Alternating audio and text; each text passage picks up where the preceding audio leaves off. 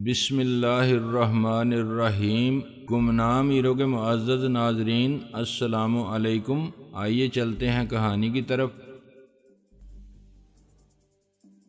مجھے تو تم بھی مشکوک لگنے لگے ہو۔ نفیس صاحب کے انداز میں سنجیدگی تھی۔ کہیں تم دشمن کے ایجنٹ تو نہیں ہو؟ ہم ریڈ ڈاٹ کے زیر زمین اڈے کی تلاش میں اتنے دنوں سے ٹامکٹویاں مار رہے تھے، تم نہ جانے کہاں کہاں سے بھٹکتے بھٹکاتے کتنے عرصے بعد آئے اور تم نے ایک دن میں ہی اس کا سرا ڈھونڈ نکالا۔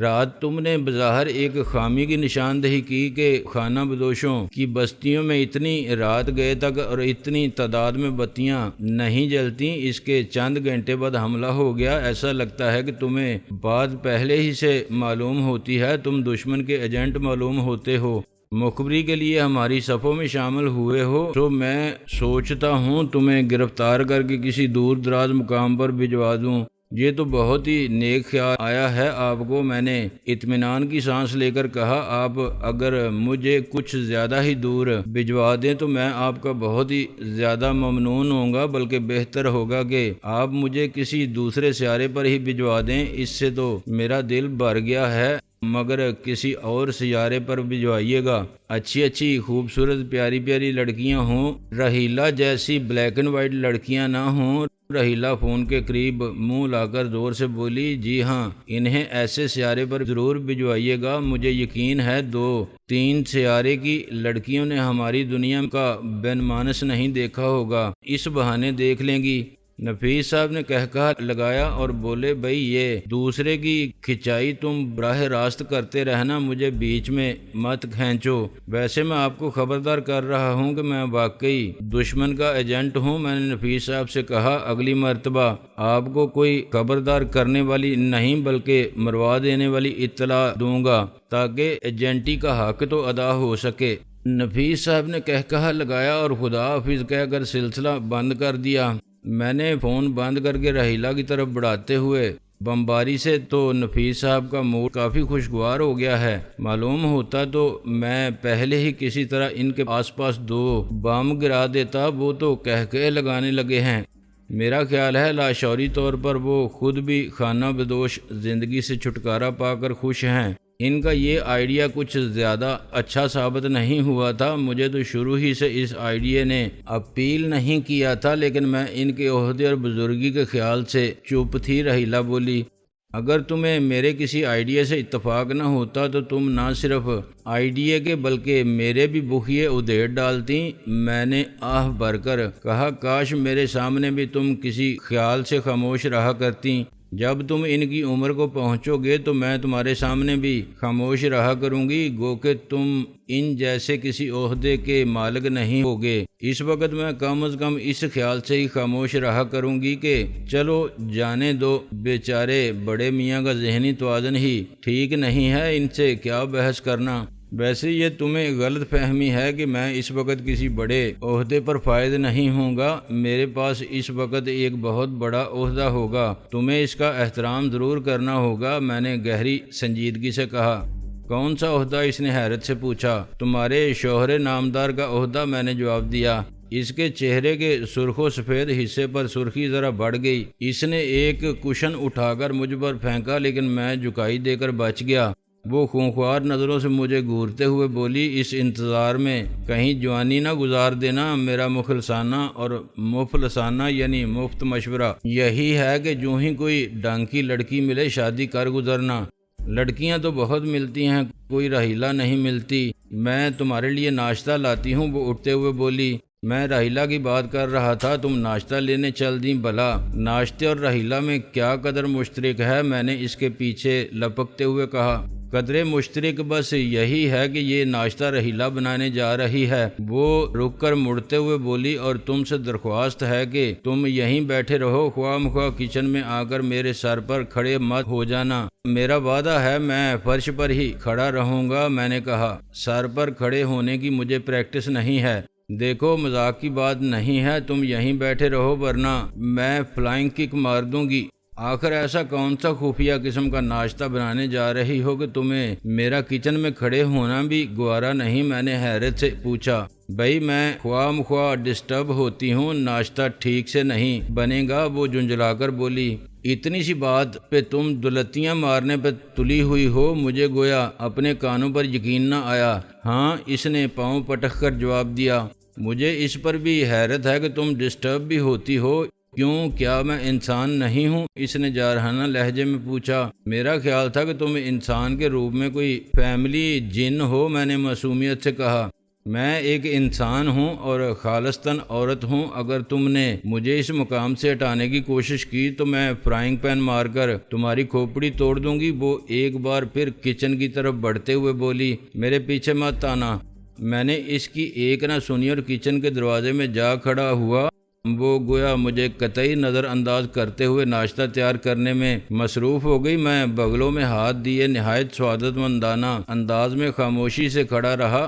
آخر وہ چپ نہ رہ سکی، میری طرف مڑتے ہوئے بولی، تمہیں کیا لڑکیوں کو کچن میں کام کرتے دیکھنے کا بہت شوق ہے؟ سب لڑکیوں کو نہیں، میں نے دھیمے لہجے میں جواب دیا۔ بعض لڑکیاں تو پیدا ہی کچن میں کام کرنے کے لیے ہوتی ہیں۔ مجھے تو اس لڑکی کو دیکھنے کا شوق ہے جو خالی ہاتھ بھی مردوں کی ہڈیاں توڑ سکتی ہے، خطرناک آتشی اسلحہ ہاتھ میں ہو تو کشتوں کے پشتے لگا سکتی ہے، اور بوقت ضرورت کچن میں گھس کر بہت اچھا کھانا بھی پکا سکتی ہے۔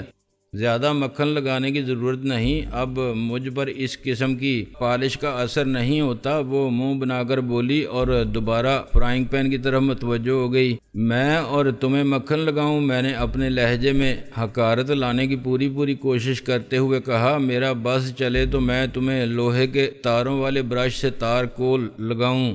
کیا اپنی حسرتوں پہ آنسو بہا کے سو جا، وہ انڈا توڑتے ہوئے بولی۔ یہ تم مجھ سے کہہ رہی ہو یا اس چوزے سے جسے اس انڈے سے نکلنا نصیب نہ ہو سکا؟ میں نے پوچھا۔ جنم نہ لے سکنے والے چوزے سے اگر مجھے کچھ کہنا ہوتا تو یہ کہتی، حسرت ان گونچوں پہ ہے جو بن کھلے مرجھا گئے۔ اب تو میں بھی خود کو ایسا ہی کوئی گونچا محسوس کرنے لگا ہوں۔ میں نے غمزدہ لہجے میں کہا۔ تم گونچا ہو؟ اس نے پلٹ کر مجھے گھورا۔ تم تو پھول ہو، اور وہ بھی گوبھی کا۔ وہ دوبارہ کوکنگ رینج کی طرف گھوم گئی۔ اللہ بے قدروں سے بھی کسی کا واسطہ نہ ڈالے، میں نے آہ بھر کر کہا۔ ناشتہ تیار کر کے اس نے ٹونی کو بھی اندر بلا لیا۔ اس کے آنے سے پہلے وہ بولی، ناشتہ تو ہسپتال کے میس سے بھی آتا ہے، لیکن اس میں ابھی دیر ہے۔ مجھے اگر ان کے مقررہ اوقات سے پہلے بھوک لگتی ہے یا کسی چیز کی طلب ہوتی ہے تو میں ان کا انتظار نہیں کرتی۔ بہت اچھا کرتی ہو، ہر بے صبرے کو ایسا ہی کرنا چاہیے، میں نے سر ہلاتے ہوئے کہا۔ میں بے صبری ہوں؟ اس نے ایک بار پھر مجھے گھورا اور جواب کا انتظار کیے بغیر بولی، اچھا ٹھیک ہے، جاؤ جا کر ڈائننگ ٹیبل پر بیٹھو اور آرام سے میس سے کھانا آنے کا انتظار کرو۔ یہ ناشتہ میں نے صرف اپنے لیے بنایا ہے۔ کوئی بات نہیں، میں نے بے پرواہی سے کہا، میں تو صحرا کا اونٹ ہوں، کھانا میسر آ جائے تو ڈٹ کر کھاتا ہوں، میسر نہ آئے تو 2-3 دن آرام سے کچھ کھائے بغیر گزار سکتا ہوں۔ میں سے ناشتہ آنے کا تھوڑی دیر انتظار کرنا میرے لیے کون سا مشکل کام ہے۔ وہ ڈائننگ ٹیبل پر آ بیٹھی اور اکیلی ناشتہ کرنے لگی۔ میں اس کے مقابل دونوں کوہنیاں میز پر ٹکا کر ایک ٹک اسے گھورنے لگا۔ نہایت سنجیدگی سے سر جھکائے اس نے چند نوالے چبائے، آخر سر اٹھا کر بولی، یہ تم گھور کر کیا دیکھ رہے ہو؟ میں تمہیں نظر لگا رہا ہوں، میں نے سنجیدگی سے جواب دیا۔ ندیدے کہیں کہ، لو کھا لو، ٹھونس لو تم بھی، وہ پلیٹیں میری طرف کھسکاتے ہوئے بولی، مگر نظر مت لگاؤ۔ میں نے جلدی سے پلیٹوں پر ہاتھ صاف کرنا شروع کر دیا اور کچھ آرام کرتے گزارا۔ ایک مدت بعد اتنے خوشگوار انداز میں وقت گزارنے کا موقع ملا تھا، مجھے یقین نہیں آ رہا تھا کہ وقت مجھ پر اتنا مہربان بھی ہو سکتا تھا۔ حتیٰ کہ دوپہر کا کھانا کھا کر میں کچھ دیر سونے کے ارادے سے بھی لیٹ گیا۔ یہ ایک ایسی عیاشی تھی جس کا میں نے عرصے سے تصور بھی نہیں کیا تھا۔ اس بار مجھے رحیلہ نے ہی جگایا اور اس بار بھی اس کی وجہ نفیس صاحب کا ہی فون تھا، لیکن ان سے میری بات نہیں ہوئی۔ رحیلہ نے جب مجھے جگایا تو وہ اپنے مخصوص سیاہ پوش حسینہ والے حلیے میں تیار کھڑی تھی۔ نفیس صاحب کا فون آیا تھا، اس نے بتایا، میں نے تمہیں اس لیے نہیں جگایا کہ اس طرح تم چند منٹ اور آرام کر لو۔ ویسے بھی وہ عجلت میں تھے، میں نے ہی ان سے ساری بات کر لی، فوراً تیار ہو جاؤ، ہمیں چلنا ہے۔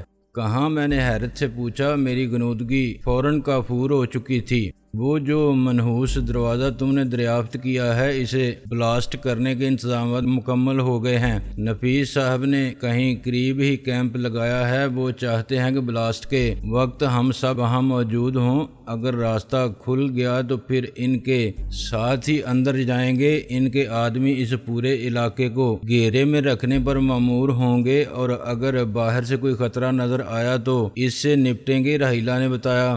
چلو بھائی، اس کار خیر میں بھی حصہ لینا ہی پڑے گا، میں نے ٹھنڈی سانس لے کر کہا۔ میں ذرا منہ پر پانی کے 2 ہاتھ مار لوں، اس سے تم زیادہ حسین نہیں ہو جاؤ گے، وہی نمانس کے بنمانس ہی رہو گے۔ وہ زیر نقاب بولی۔ وہ تو مجھے بھی معلوم ہے کہ چہرے پر پانی کے 2 چھپکے سے انسان حسین نہیں ہو جاتا، میں تو سستی اتارنے کے خیال سے کہہ رہا ہوں۔ سستی اتارنے کا بہترین طریقہ تو یہ ہے کہ مجھ سے کم از کم 1 ڈنڈا کھا لو۔ اس نے ہانک لگائی۔ میں اس وقت تک روم کے واش بیسن پر پہنچ چکا تھا، منہ دھو کر اور جوتے پہن کر اس کے ساتھ ہو لیا۔ وہی بڑی سی ویگن جس پر سرخ حروف میں ایک مشہور طبی ادارے کا نام درج تھا اور دروازے سے لگی کھڑی تھی۔ اس نے ڈرائیونگ سیٹ سنبھال لی، میں اس کے برابر بیٹھا اور گاڑی چل دی۔ میرے سوال کے جواب میں وہ بولی، ہماری سیٹوں کے نیچے آٹومیٹک گنیں موجود تھیں۔ ویگن تیزی سے روانہ ہو گئی۔ راستے میں نے رحیلہ سے پوچھا، کیا ہمیں ریڈ ڈاٹ کے اس ٹھکانے پر کوئی ملے گا یا چیزیں ہاتھ آ سکیں گی؟ تم نے جو راستہ دریافت کیا ہے اس کے وزٹ پر نہیں جا سکی، لیکن مجھے کچھ ایسا لگ رہا ہے کہ اب ہمیں وہاں کوئی آدمی ملے گا اور نہ ہی کوئی کام کی چیز ہاتھ آ سکے گی۔ وہ بلا تامل بولی۔ مجھے بھی کچھ ایسا ہی محسوس ہو رہا ہے، میں نے سوچتے ہوئے کہا۔ مجھے آپ دونوں کی ہاں میں ہاں ملاتے ہوئے خود بھی عقب سے ٹونی بولا۔ اس وقت سنجیدہ مذاکرات ہو رہے ہیں، تم اس میں گھس کر اسے ٹی وی کا مذاکرہ بنانے کی کوشش مت کرو۔ میں نے سر گھما کر اسے ڈانٹا۔ سر، میں نے یہ رائے انتہائی سنجیدگی سے دی تھی، ٹونی احتجاجی لہجے میں بولا۔ رحیلہ اس کی طرف توجہ دیے بغیر بولی، میرے خیال میں ریڈ ڈاٹ والوں کو بہت پہلے اندازہ ہو گیا تھا کہ ہم آخر کار کسی نہ کسی طرح ان کے ٹھکانے تک پہنچ ہی جائیں گے اور کچھ نہیں تو شاید قسمت ہی ہمارا ساتھ دے دے، جس طرح ان کے لاہور والے ٹھکانے کے معاملے میں قسمت نے ہمارا ساتھ دیا تھا۔ یہ سوچ کر انہوں نے اس ٹھکانے کو پہلے ہی مکمل طور پر خالی کر دیا ہوگا۔ اس کے علاوہ ایک اور علامت سے بھی اس کی تصدیق ہوتی محسوس ہوتی ہے، میں نے کہا، وہ یہ کہ ان کی طرف مکمل سکوت طاری تھا، کوئی کارروائی دیکھنے میں نہیں آ رہی تھی، ایسا لگتا تھا جیسے وہ بستر بوریا سمیٹ کر کہیں چلے گئے ہوں۔ یہ ضروری نہیں ہے، رحیلہ نے میرے رائے سے اتفاق نہیں کیا۔ ہو سکتا ہے ہم نفیس صاحب کے بہروب بازیوں کی وجہ سے اب تک ان کی نظر سے بچے رہے ہوں، کل ہی انہیں کسی طرح پتہ چلا ہوگا کہ خانہ بدوشوں کی بستی پر واٹر سپلائی کی اسکیم کی سائٹ سے کچھ لوگ ان کے ٹھکانے تک پہنچے تھے، تو اسی رات اس کا رد عمل سامنے آ گیا۔ ان میں سے کسی ایک یا شاید دونوں ہی جگہوں پر بمباری کی کوشش کی گئی۔ ہماری قسمت اچھی تھی کہ یہ کوشش ناکام ہو گئی۔ انہیں پتہ چلنے سے مسئلہ بھی عجیب ہے، میں نے کہا۔ اس مکان پر جو 2 آدمی موجود تھے جو بظاہر باپ بیٹا معلوم ہوتے تھے، دونوں ہی ہمارے ہاتھوں مارے گئے تھے۔ مجھے یقین ہے کہ انہیں کسی کو کوئی پیغام دینے کا بھی موقع نہیں ملا تھا، اور نہ ہی وہاں دور دور تک ہمیں دیکھنے والا کوئی اور شخص موجود تھا۔ اس کے باوجود ریڈ ڈاٹ والوں کو کیسے اطلاع مل گئی؟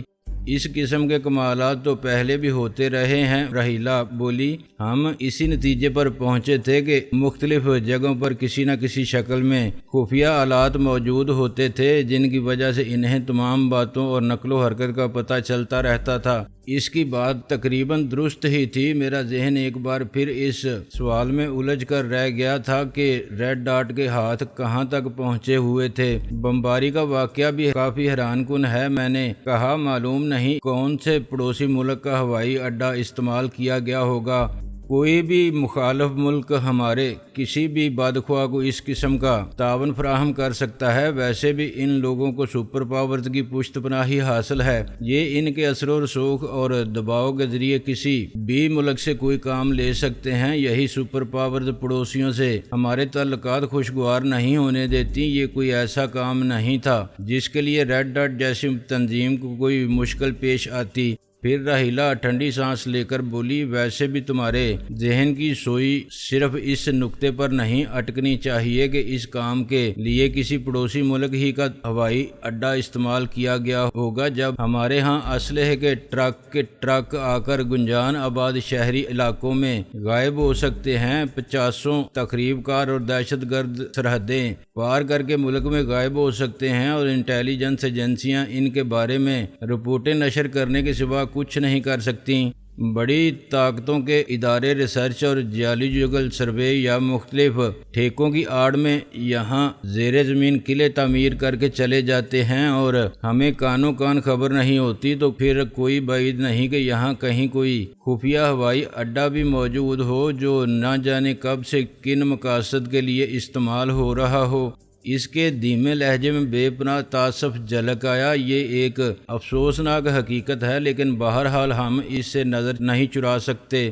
قدرت نے نہایت طویل و عریض خطہ عطا کیا جس میں ہر طرح کی زمین، ہر طرح کا علاقہ، ہر طرح کے موسم میسر تھے۔ بعض جگہیں تو بنی بنائی جنت تھیں، لیکن افسوس کہ ہم اسے مزید خوبصورت بنانا تو درکنار صحیح طور پر اس کی نگرانی اور دیکھ بھال بھی نہیں کر سکے۔ عین ہماری ناک کے نیچے نہ جانے کیا کچھ ہوتا رہتا ہے، اور متعلقہ لوگ صرف اس وقت ہوش میں آتے ہیں جب پانی سر سے گزر چکا ہوتا ہے۔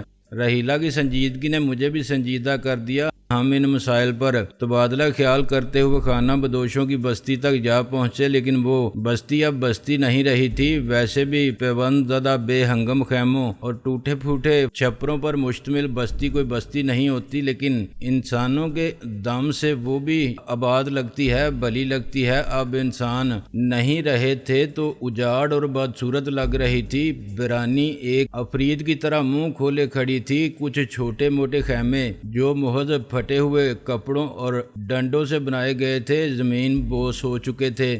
چیزیں گلیوں میں بکھری پڑی تھیں۔ چند کتے ادھر ادھر مختلف چیزوں کو سونگھ رہے تھے۔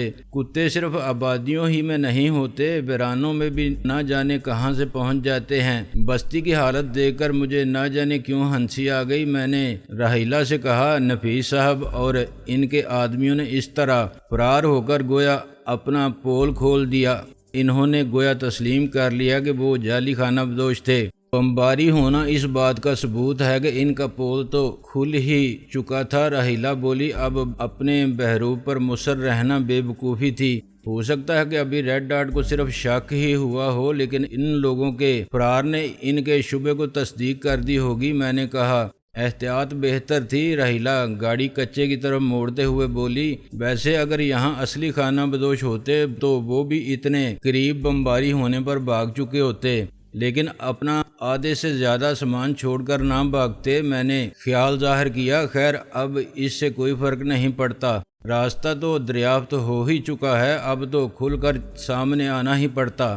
بعض اوقات تم خود ہی اپنے بات کی تردید کرنے لگتے ہو۔ راحیلہ بولی، میں اصل میں بے آواز بلند سوچ رہا تھا۔